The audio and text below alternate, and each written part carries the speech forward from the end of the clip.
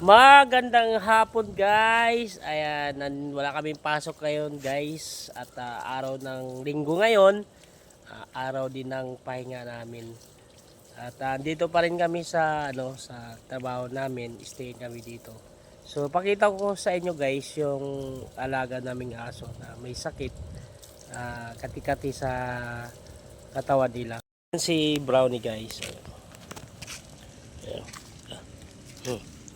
Tingnan mo yung ano niya guys. So, may mga galis-galis.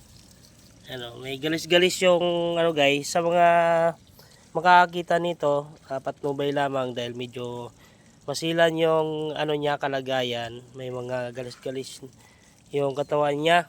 Wala man tayong para dalhin dun sa pagamutan tong aso na to. Wala man tayong pera. Ito yung si Brownie guys. Ito yung galis-galis niya sa katawan. Ayan, oh.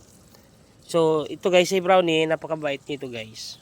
Kaya lang siyempre kung mayroon pa tayong